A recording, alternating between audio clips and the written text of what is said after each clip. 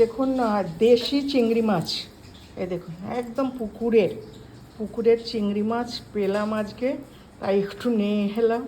হ্যাঁ, নিয়ে এসে ভালো করে ধুয়ে এটাকে নুন, হলুদ, একটু লঙ্কার গুঁড়ো, একটু জিরের গুঁড়ো, একটু ধনের গুঁড়ো, একটু লেবুর রস দিয়ে এটাকে একটু ম্যারিনেট করে রাখছি। হ্যাঁ, রাখার পরে এটা একটু মানে চিকেন ফ্রাই অ্যাকচুয়ালি। হ্যাঁ, এটার মধ্যে তারপরে একটু চালের গুঁড়ো দিয়ে তারপরে এটাকে একটু ফ্রাই করব। হ্যাঁ, তারপরে আপনারা দেখতে থাকুন এটা ফ্রাই। এবার চালের গুঁড়ো দিয়ে মেশাবো, মিশিয়ে তারপরে ফ্রাই করব কিছুক্ষণ রেখে। দেখুন এটার মধ্যে আমি একটু চালের গুঁড়ো দিয়েছি আর একটু সর্ষের তেল দিয়েছি। দেখতে পাচ্ছেন কি সুন্দর, মানে সর্ষের তেল দেওয়াতে এটার কীরকম গ্লেজ আসছে। হ্যাঁ, খুব সুন্দর হয়েছে। এটা অ্যাকচুয়ালি আমার বৌমার রেসিপি। ওদের ওখানে ত্রিবান্ধমে ওরা এটা খুব মানে খায়।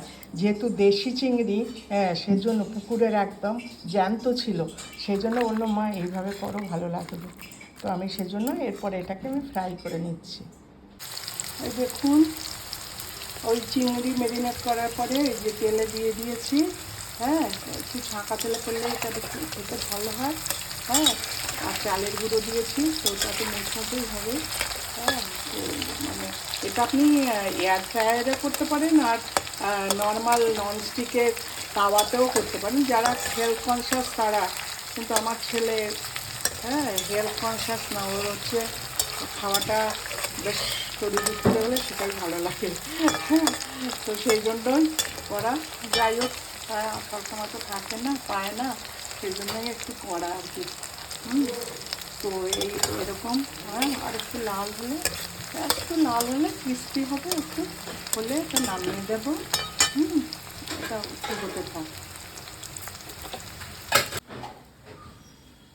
দেখুন ডেলিশাস চিংড়ি ফ্রাই হয়েছে, আমার ছেলে আর বউয়ের দুজনের ফেভারিট। তো আপনারা আমার চ্যানেলটা ফলো করবেন, দেখবেন, আর কেমন লাগছে একটু বলবেন, তবে তো আমি বুঝবো যে আমার রান্নাগুলো কেমন লাগছে আপনাদের। আমি বুঝতে পারছি না, তো আপনারা কমেন্টের থ্রু আমাকে জানাবেন। আর সবাই ভালো থাকবেন। Thank you.